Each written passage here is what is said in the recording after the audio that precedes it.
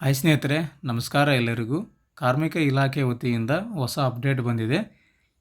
ಇನ್ನು ಮುಂದೆ ಯಾರೆಲ್ಲ ಒಂದು ಲೇಬರ್ ಕಾರ್ಡ್ ಹೊಸ ಒಂದು ಅರ್ಜಿ ಸಲ್ಲಿಸೋದಾಗಿರ್ಬೋದು, ರಿನ್ಯೂವಲ್ ಮಾಡ್ಕೋದಾಗಿರ್ಬೋದು, ಮತ್ತು ಹೊಸ ಒಂದು ಲೇಬರ್ ಕಾರ್ಡನ್ನು ಡೌನ್ಲೋಡ್ ಮಾಡ್ಕೊಳ್ಳೋದಾಗಿರ್ಬೋದು, ಯಾವುದೇ ರೀತಿ ಮಾಡ್ಕೋಕ್ಕೆ ಆಗೋದಿಲ್ಲ.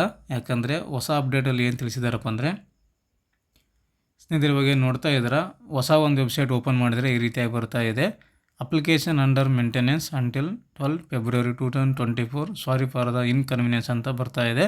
ಅಪ್ಲಿಕೇಶನ್ಗಳ ಹೊಸ ಒಂದು ಲೇಬರ್ ಕಾರ್ಡು ರಿನ್ಯೂವಲ್ ಆಗಿರ್ಬೋದು, ಹೊಸ ಒಂದು ಲೇಬರ್ ಕಾರ್ಡನ್ನು ಡೌನ್ಲೋಡ್ ಮಾಡ್ಕೊಳ್ಳೋದಾಗಿರ್ಬೋದು, 12ನೇ ಫೆಬ್ರವರಿಗೂ ಯಾವುದೇ ರೀತಿ ಮಾಡ್ಕೋಕ್ಕೆ ಬರೋದಿಲ್ಲ ಅಂತ ಕೊಟ್ಟಿದ್ದಾರೆ. ಈ ಒಂದು ವೆಬ್ಸೈಟನ್ನು ಅಂಡರ್ ಮೇಂಟೆನೆನ್ಸ್ನಲ್ಲಿ ಇಟ್ಟಿದ್ದಾರೆ ಅಂತ ಕೊಟ್ಟಿದ್ದಾರೆ. 12ನೇ ತಾರೀಕುವರೆಗೂ ಯಾವುದೇ ರೀತಿ ನೀವು ಅರ್ಜಿಯನ್ನು ಸಲ್ಲಿಸೋದಾಗಿರಲಿ, ಯಾವ ಥರ ಒಂದು ವೆಬ್ಸೈಟ್ನಲ್ಲಿ ವರ್ಕ್ ಮಾಡೋದಲ್ಲಿ ಬರೋದಿಲ್ಲ ಅಂತ ಕೊಟ್ಟಿದ್ದಾರೆ.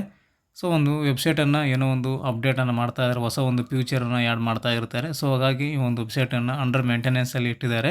ಸೊ ಈ ಒಂದು 12ನೇ ತಾರೀಕುವರೆಗೂ ನೀವು ವೇಟ್ ಮಾಡಲೇಬೇಕು. 12ನೇ ತಾರೀಕು ನಂತರ ನೀವು ಈ ಒಂದು ಅಪ್ಲಿಕೇಶನ್ನ ಲೇಬರ್ ಕಾರ್ಡ್ ಹೊಸ ಅರ್ಜಿ ಆಗಿರ್ಬೋದು, ರಿನ್ಯೂವಲ್ ಆಗಿರ್ಬೋದು, ಹೊಸ ಒಂದು ಲೇಬರ್ ಕಾರ್ಡ್ ಡೌನ್ಲೋಡ್ ಮಾಡ್ಕೋದಾಗಿರ್ಬೋದು, ಎಲ್ಲ ಥರದ ಒಂದು ಸೇವೆಯನ್ನು 13ನೇ ತಾರೀಕು ನಿಮಗೆ ಲಭ್ಯ ಆಗುತ್ತೆ ಅಂತಲೇ ಹೇಳ್ಬೋದು.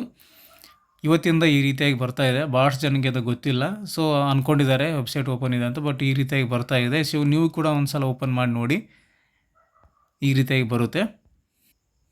ಸೊ ಹಾಗಾಗಿ 12ನೇ ತಾರೀಕುವರೆಗೂ ವೇಟ್ ಮಾಡಿ. 12ನೇ ತಾರೀಕು ನಂತರ ನೀವು ಯಾವುದೇ ಥರ ವರ್ಕ್ ಇದ್ದರೆ ಮಾಡ್ಕೋಬೋದು ಅಂತ ಹೇಳ್ತಾ ಸ್ನೇಹಿತರೆ, ಈ ಒಂದು ಕಾರ್ಮಿಕ ಇಲಾಖೆಯ ಹೊಸ ಒಂದು ಅಪ್ಡೇಟ್ ನಿಮಗೆ ತಿಳಿಸ್ಕೊಟ್ಟಿದ್ದೀನಿ. ಈ ಒಂದು ಮಾಹಿತಿ ನಿಮಗೆ ಉಪಯುಕ್ತ ಆಗಿದೆ ಅಂತ ಅಂದ್ಕೊತೀನಿ. ಇದರ ರಿಲೇಟೆಡಾಗಿ ಏನಾದರೂ ಕ್ವಶನ್ಗಳಿದ್ದರೆ, ಡೌಟ್ಸ್ ಇದ್ದರೆ ಕಮೆಂಟ್ ಮಾಡಿ. ಕಮೆಂಟಲ್ಲಿ ನಿಮಗೆ ಉತ್ತರವನ್ನು ಕೊಡ್ತೀನಿ. ಮತ್ತು ನೆಕ್ಸ್ಟ್ ಇದೇ ಥರ ಇನ್ನೊಂದು ಉಪಯುಕ್ತ ಮಾಹಿತಿಯೊಂದಿಗೆ ಇನ್ನೊಂದು ವಿಡಿಯೋದಲ್ಲಿ ನಿಮ್ಮನ್ನು ಭೇಟಿ ಆಗ್ತೀನಿ. ಅಲ್ಲಿವರೆಗೂ ನಮ್ಮ ವೀಡಿಯೋಸನ್ನು ನೋಡ್ತಾ ಇರಿ, ಸಪೋರ್ಟ್ ಮಾಡಿ ಅಂತ ಹೇಳ್ತಾ ಥ್ಯಾಂಕ್ಸ್ ಫಾರ್ ದ ವಾಚಿಂಗ್.